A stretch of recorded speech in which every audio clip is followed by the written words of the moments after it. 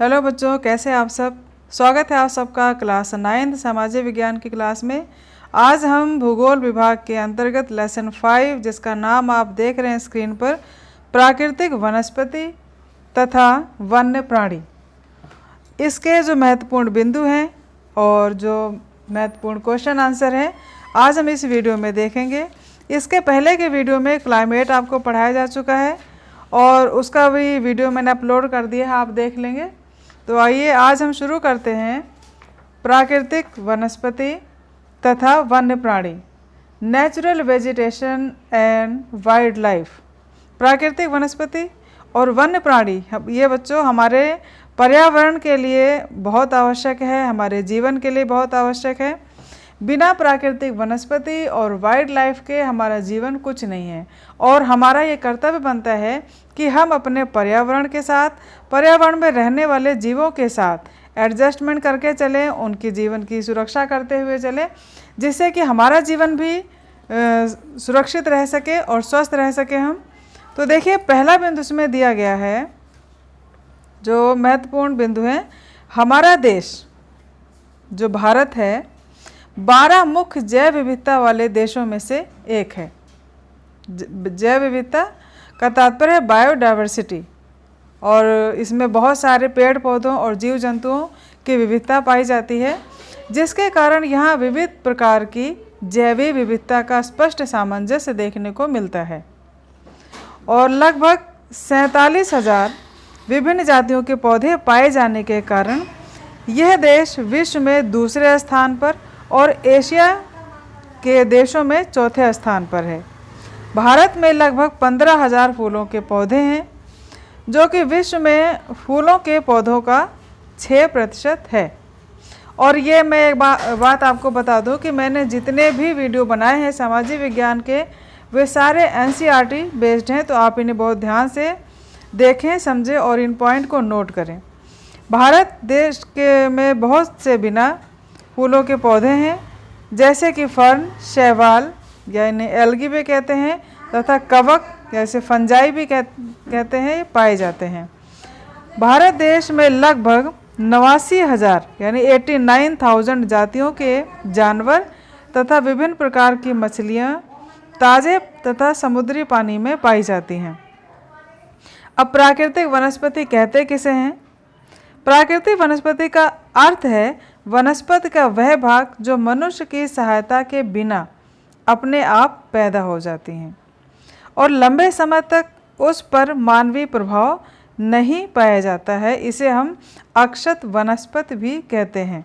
ठीक है, आपने देखा होगा अक्सर जंगलों में जो है कुछ पेड़ पौधे, कुछ क्या लगभग सभी पेड़ पौधे जंगलों में अपने आप उग जाते हैं, जिनको उगाने में या बड़ा करने में मनुष्य का कोई योगदान नहीं है। इन्हें हम क्या कहेंगे? प्राकृतिक वनस्पति या नेचुरल वेजिटेशन। और इसको हिंदी में अक्षत वनस्पति भी कहते हैं, एक शब्द है। तो अगला है, वह वनस्पति जो मूल रूप से भारतीय है उसे देशज पौधे कहते हैं, तथा जो पौधे भारत के बाहर से आए हैं उन्हें विदेशज, नाम से क्लियर है, देशज यानी हमारे देश में, और विदेशज जो बाहर के देशों से हमारे देश में आए हैं उन्हें विदेशज पौधे कहते हैं। इसमें भी देखिए NRI पौधे हो गए भाई बच्चों, है ना, जो बाहर से आए हैं, है ना। उसके बाद मरुस्थल की बलुई, बलुई का तात्पर्य है इसमें बालू अधिक हो, रेत अधिक हो। मरुस्थल यानी डेजर्ट एरिया में जो बालू वाली मिट्टी है, इसमें कटीली झाड़ियाँ और नदियों का जो डेल्टा क्षेत्र है, यहाँ पर पर्णपाती वन पाए जाते हैं। अब पर्णपाती वन क्या है? जो कि मौसम के अनुसार अपनी पत्तियाँ गिरा देते हैं। और पर्वत की ढलानों में जहाँ मृदा की परत गहरी है वहाँ पर शंकुधारी पेड़ पौधे पाए जाते हैं। अब इसमें 3 चीज़ें, ये रेतीली जहाँ मिट्टी है वहाँ पर झाड़ियाँ हैं, जहाँ नदियों के डेल्टा हैं। डेल्टा कहाँ बनता है? डेल्टा नदी जब पर्वत से निकलकर मैदान से होते हुए समुद्र में गिरने के पहले जो त्रिभुजाकार ये ट्रायंगल शेप बनाती है, इसको हम क्या कहते हैं? डेल्टा। तो डेल्टा के क्षेत्र में ये पर्णपाती वन पाए जाते हैं। और पर्णपाती वन किसे कहते हैं? जो मौसम के अनुसार अपनी पत्तियाँ गिरा देते हैं। और अगला है पर्वत में कौन से, जो ढलान होते हैं, जो स्लोप एरिया है पर्वतों में, वहाँ पर शंकुधारी, शंकु आपने देखा है पहाड़ों पर जो पेड़ पौधे हैं उनके ऊपरी भाग ऐसे इस प्रकार से नुकीले होते हैं। ये नुकीले आप देख रहे हैं, इस तरह से नुकीले शेप में, शंकुधारी शेप में ये पेड़ पौधे पाए जाते हैं। इसका रीज़न है कि पहाड़ों पर टेम्परेचर कम होने के कारण जो बर्फ़ गिरती है इन पत्तियों पर, ये पत्तियों की ढलान होने के कारण सीधे इन पर ना जमकर के सीधे ज़मीन पर आ जाती है और ये पौधे जो हैं बर्फ़ से सुरक्षित रहते हैं। तो ढलानों पर शंकुधारी और डेजर्ट एरिया में झाड़ियाँ कटीली और नदियों के डेल्टा में ये पर्णपाती वन पाए जाते हैं। आशा आपको समझ में आ रहा होगा, और अगर नहीं समझ में आएगा तो एक इससे संबंधित एक मैप भी आपको वीडियो में बना दूंगी, जिससे आप उसे देख करके और भी क्लियर समझ लेंगे। फिलहाल देखते हैं अगला बिंदु। भारत में निम्न प्रकार की वनस्पतियाँ पाई जाती हैं। अब कितने प्रकार की वनस्पतियाँ हैं? पहला है उष्णकटिबंधीय वर्षा वन, दूसरा उष्णकटिबंधीय पर्णपाती वन, और उसके अलावा है उष्णकटिबंधीय कटीले वन, पर्वतीय वन और मैंग्रोव वन। ये इतने प्रकार की वनस्पतियां हैं, प्राकृतिक वन है। और इन सभी प्रकार की जितनी वनस्पतियां हैं इनको विस्तार में मैं आपको मैप के द्वारा बताऊंगी, जिससे कि आप और इसको आसानी से समझ सकेंगे। फिलहाल ये जितने पॉइंट हैं आप इन्हें देखें कितने प्रकार हैं। उसके बाद उष्णकटिबंधीय वर्षा वन में व्यापारिक महत्व के कुछ वृक्ष पाए जाते हैं, जैसे आबुन या एबोनी, महोगनी, रोजवुड, रबड़ और सिनकोना। ये उष्णकटिबंधीय वर्षा वन, उष्णकटिबंधीय यानी ट्रॉपिकल एरिया के जो वर्षा वाले क्षेत्रों में ये पौधे पाए जाते हैं, जहाँ पर अधिक टेम्परेचर होता है और अधिक वर्षा होती है। यहाँ पर सदाबहार पेड़ पौधे पाए जाते हैं जो कि हमेशा हरे भरे रहते हैं। फिर है उष्णकटिबंधीय पर्णपाती वन, भारत में सबसे बड़े क्षेत्र में फैले हुए हैं और इन्हें मानसूनी वन भी कहते हैं। मानसूनी जलवायु हमारे देश की मानसूनी जलवायु है, और इसका भी मैंने बहुत डिटेल से क्लाइमेट वाले लेसन में डाल रखा है। तो जिन बच्चों ने उस लेसन को देखा है, उस वीडियो को देखा, तो मानसूनी वन, मानसूनी वनस्पति, पर्णपाती वनस्पति बहुत आसानी से आप समझ सकते हैं। अगर नहीं देखा तो आप उसे देख लेना।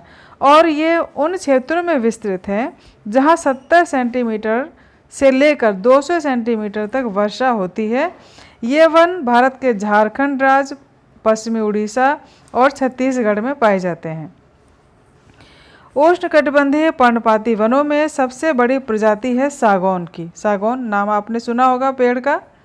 व्यापारिक महत्व के कुछ वृक्ष पाए जाते हैं, जैसे जो व्यापारिक महत्व के पेड़ हैं उनमें है बांस, शीशम, ये देखिए इस लाइन में लिखा हुआ है बांस, शीशम, चंदन, रबड़, कुसुम, अर्जुन और शहतूत।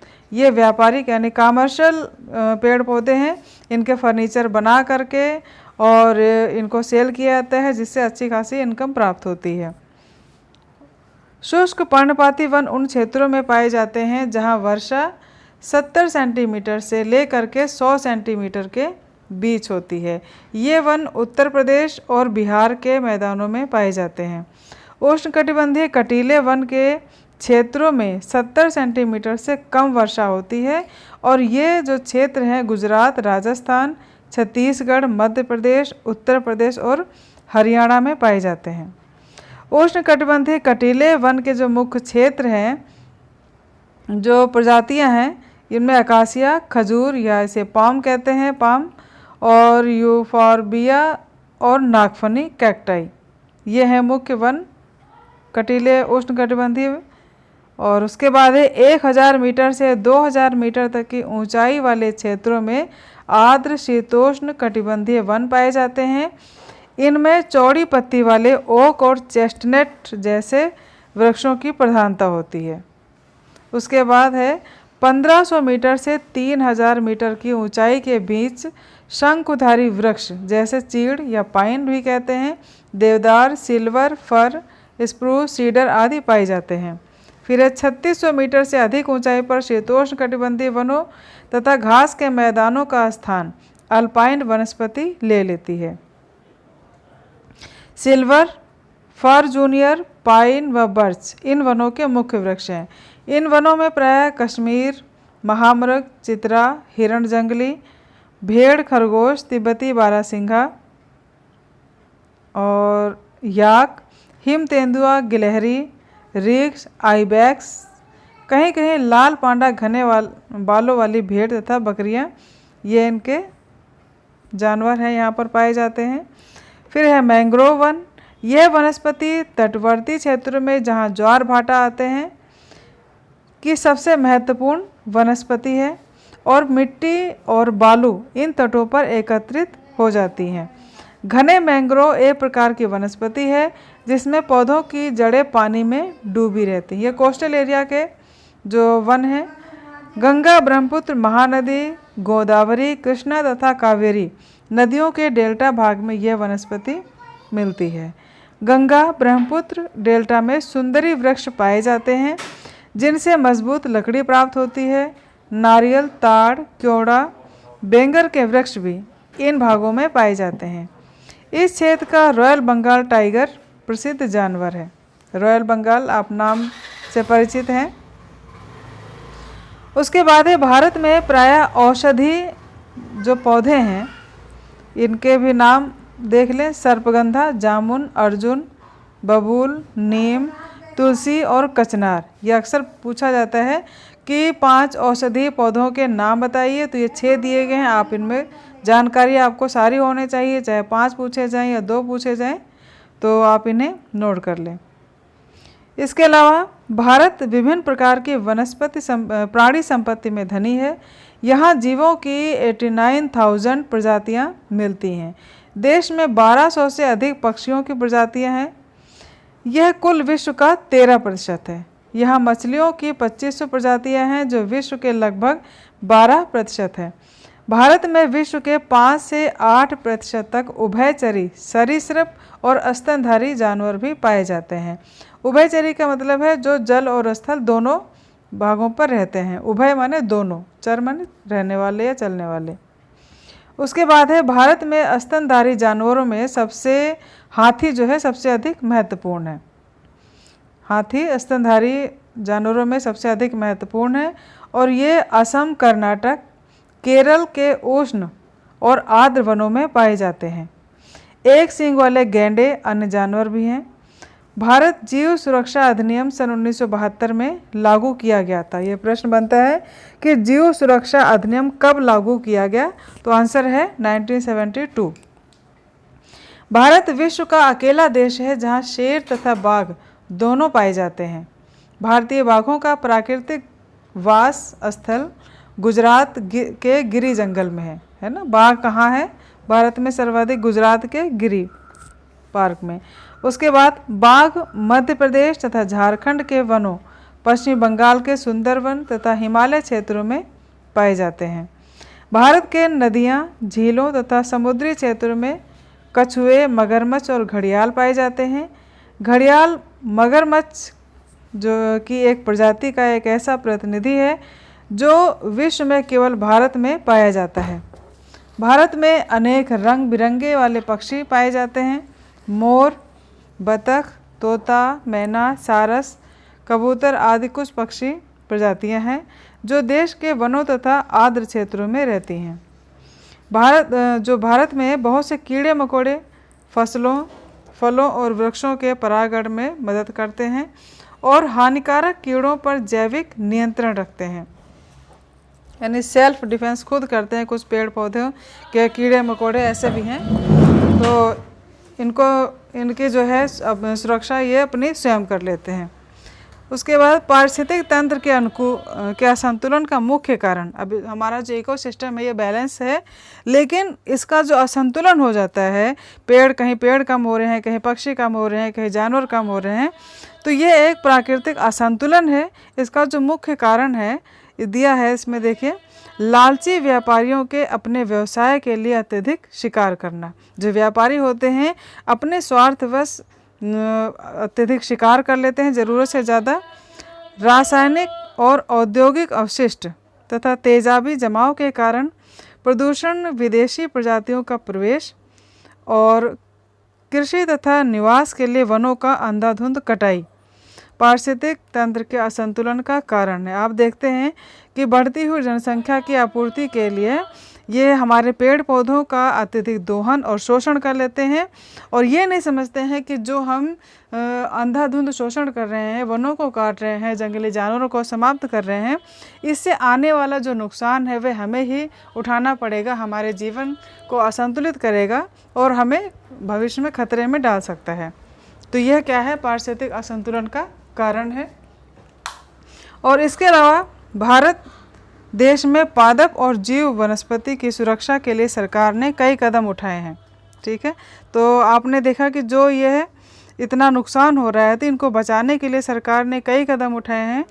देश में 14 जीव मंडल निचय स्थापित किए गए हैं, और निचय से तात्पर्य जीवों की सुरक्षा से संबंधित कुछ नियम, कानून, कायदे और कुछ ऐसे अधिनियम बनाए गए हैं जिससे कि इनकी रक्षा की जा सके। कुछ विहार बनाए गए हैं, कुछ अभयारण्य बनाए गए हैं जिनमें इनका बचाव हो सके और हमारा पर्यावरण संतुलित रह सके। इनमें से 4 है सुंदरवन, ये पश्चिम बंगाल, नंदा देवी उत्तरांचल, मन्नार की खाड़ी तमिलनाडु, नीलगिरी केरल, कर्नाटक, तमिलनाडु की गणना विश्व के जीव मंडल निचय में की गई है। सन 1992 से सरकार द्वारा पादप उद्यानों को वित्तीय तथा तकनीकी सहायता देने की योजना बनाई है। शेर संरक्षण, गैंडा संरक्षण, भारतीय भैंसा संरक्षण तथा पारिस्थितिक तंत्र के संतुलन के लिए कई योजनाएं बनाई गई हैं।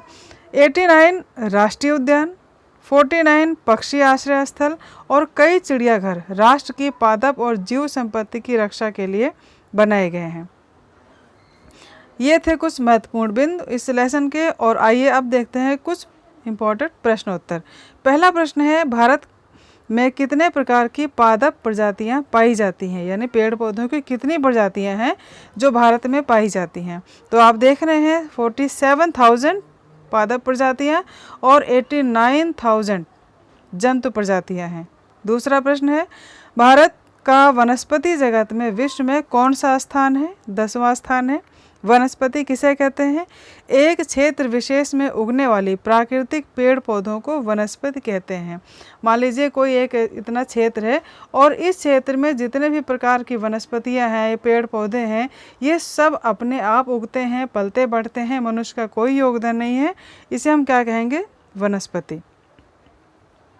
अक्षत वनस्पति क्या है? वह वनस्पति जो मनुष्य के सहायता के बिना अपने आप पैदा होते हैं और लंबे समय तक उस पर मानव प्रभाव नहीं रहता, इसे हम अक्षत वनस्पति कहते हैं। देशज वनस्पति क्या है? देशज, जैसा कि नाम से स्पष्ट है, देश में पाई जाने वाली वह वनस्पति जो मूल रूप से भारतीय है उसे हम देशज वनस्पति कहते हैं।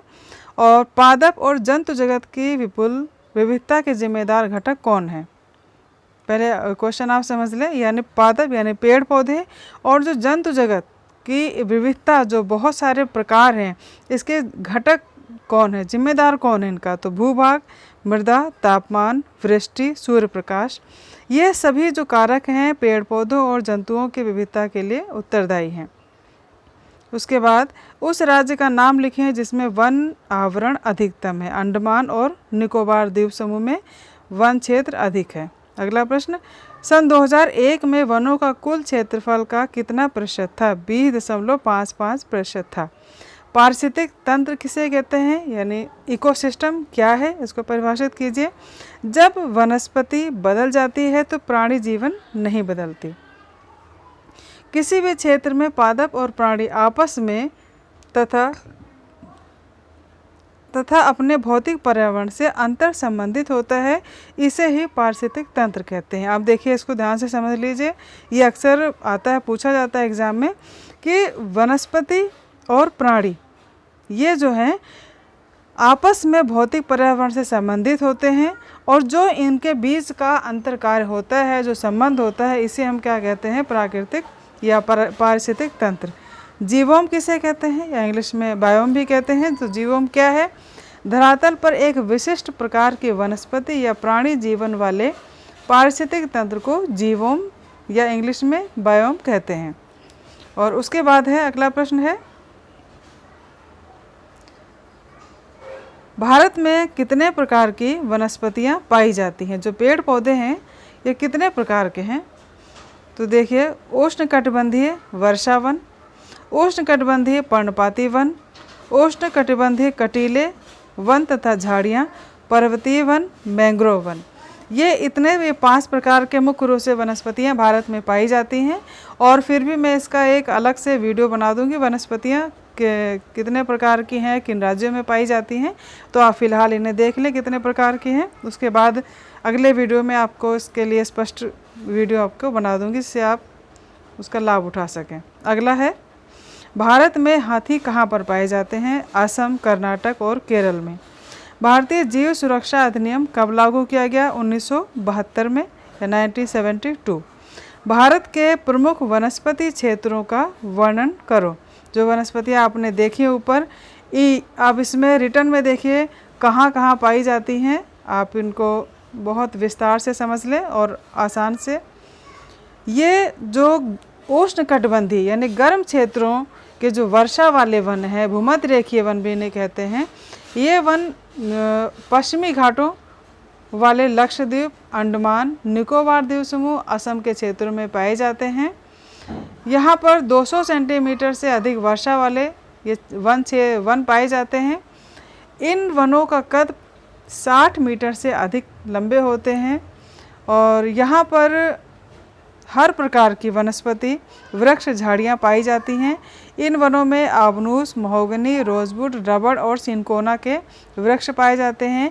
इन वनों में हाथी, बंदर, लंगूर, हिरण आदि पाए जाते हैं। दूसरी वनस्पति है उष्णकटिबंधीय पर्णपाती वन। अब ये जैसा कि नाम से स्पष्ट है, उष्णकटिबंध गर्म क्षेत्र के पर्णपाती यानी पत्ते गिरा देने वाले जो वनस्पतियाँ हैं, मौसम के अनुसार ये अपनी पत्तियाँ गिरा देते हैं। ये भारत में सबसे बड़े क्षेत्र में फैले हुए हैं। ये 70 सेंटीमीटर से 200 सेंटीमीटर वाले वर्षा वाले क्षेत्र में पाए जाते हैं। इन वनों के वृक्ष ग्रीष्म ऋतु में अपने पत्ते गिरा देते हैं। ये वन मध्य प्रदेश, छत्तीसगढ़, उड़ीसा, बिहार, झारखंड, महाराष्ट्र, केरल आदि राज्यों में पाए जाते हैं। सागौन इन वनों की प्रमुख प्रजातियां हैं। इन वनों में बांस, साल, शीशम, चंदन, अर्जुन तथा शहतूत के वृक्ष व्यापारिक महत्व वाली प्रजातियां हैं। इन जंगलों में प्रायः सिंह, सुअर, हिरण और हाथी इत्यादि जानवर पाए जाते हैं। अगली वनस्पति हमारी है कटीले वन और झाड़ियाँ। जो कटीले और झाड़ियाँ हैं, नाम से कुछ आपके माइंड में समझ में आ रहा होगा कि वे क्षेत्र जहाँ पर वर्षा कम होती है वहाँ पर कटीले वन और झाड़ियाँ ही पाई जाती हैं। तो ऐसे कौन से क्षेत्र हैं? ये वन 70 सेंटीमीटर से कम वर्षा वाले क्षेत्र में उगते हैं। इन वनों में कटीले वृक्ष और झाड़ियाँ पाई जाती हैं। ये वन गुजरात, राजस्थान, छत्तीसगढ़, उत्तर प्रदेश, मध्य प्रदेश और हरियाणा में पाए जाते हैं। यहाँ पर अकासिया, खजूर, पाम, नागफनी आदि के वृक्ष पाए जाते हैं और नागफल यहाँ की प्रमुख पादप प्रजाति है। इन जंगलों में प्रायः चूहे, खरगोश, लोमड़ी, सिंह, जंगली गधे, घोड़े और ऊँट पाए जाते हैं। चौथी वनस्पति पर्वतीय वन है, जो पर्वतों या पहाड़ों पर मिलते हैं। ये वन और घास 120 सेंटीमीटर से अधिक वर्षा वाले प्राप्त करने वाले उत्तरी पर्वतीय क्षेत्र में पाए जाते हैं।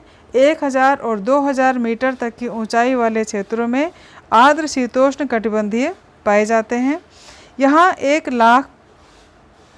यहाँ 1500 से 3000 मीटर के ऊंचाई वाले भागों में मांस, लाइकेन, घास, टूडा वनस्पति का भाग है, टुंड्रा। और यहाँ प्रायः जंगली खरगोश, भेड़ आदि जानवर पाए जाते हैं। टुंड्रा वनस्पति का भाग है, ठीक है, यानी अधिक बर्फीले एरिया जो है तो ये वहाँ के पर्वतीय वन है। उसके बाद है ये मैंग्रोव वन। मैंग्रोव वन आपने पढ़ा इसके पहले भी। ये वनस्पति तटवर्ती क्षेत्रों में ज्वार भाटा जहाँ आते हैं यहाँ की मुख्य वनस्पति है। मिट्टी और बालू इन तटों पर एकत्रित हो जाती है।